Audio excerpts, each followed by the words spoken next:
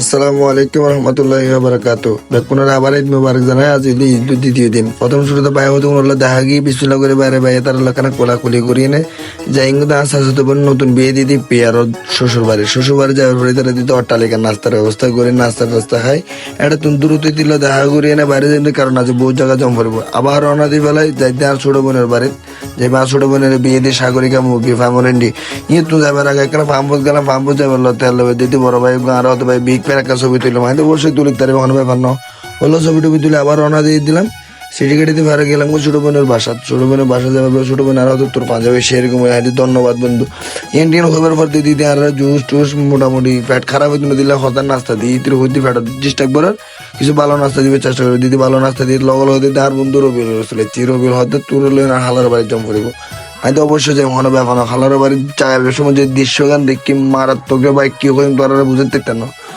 তারপর ওনারা দেখতে লাগুন আর রিফাতের ভিতরে ঢুকে এনে লগে লগে নাস্তা চলেছে, নাস্তা রাস্তা খাই দিবেলা দিয়ে আবার রওনা, কারণ আর তো জম্পরে যখন সিটি 1 নাম্বার চিনতে আর হালারও বাড়ি মোটামুটি আজিবতে বেকিং শেষ করে নম্বর যেহেতু আর সময় খুব সংক্ষিপ্ত আমি ট্যুর দিম ট্যুরিব তোমার ব্লগের মাধ্যমে দেখাই খুব টুকটাক ভাবে আর গেলাম কোথাও আর হালার বাসাতে সিটি ক্যাঁচা বাজার দিয়ে ভিতরে ঢুকি সময় হালা আর দেখে হাঁদি দিই, যেহেতু আর মা নাই তাহলে বলে আর হালা বেড়া বেশি দেখতে তারপর আর হালা আর বেড়া দিচ্ছি বেড়াতে পর আর হালার কিছু টুকটাক নাস্তা করে আর বাইরে গেলাম তো পরবর্তী গন্তব্যের উদ্দেশ্যে। রিফা তো খারে রবি উরুস্তুল খারে তারা খানা খানা শেষ নাই, তারা খানার লাগলে এত যে স্ট্রং কল্পনা করে তেনি তারা লাগলে আমি পর্যন্ত দত নয়। তারপরে আরো সুন্দর করে চটপটি ফুচকা যেগিন দিয়ে গিয়ে খাই নে আবার রওনা দিন তো খড়ে আর নানার বাড়ি ফাঁকা রাস্তার মাথা আব্বাস মাঝিরও বাড়ি তোমার কমপ্লিট ঠিকানা দিতি তোমারও যাইতে পারবে চাইলে।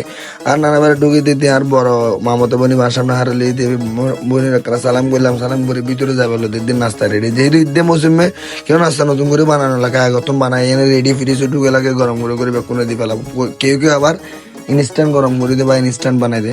এরপর আর রনি ভাই ওর শ্বশুর বাড়িতে গেলাম, এই বলে আর বড় ভাই আর খুব আপ্যায়ন যে ভাইয়ের অসংখ্য ধন্যবাদ। তারপর ভাইয়ের অনুরোধে কিছু অল্প করে হানা এলাম ফেটে, কিন্তু কোনো প্রকারে জায়গা নাই, জায়গা না তাইবে সত্য আর কি করছে হানা খন ফুজে মানুষের বাড়ির যাই না, কারণ মানুষ আর যে আপ্যায়ন করছে অসংখ্য অসংখ্য ধন্যবাদ মানুষের ভালোবাসা।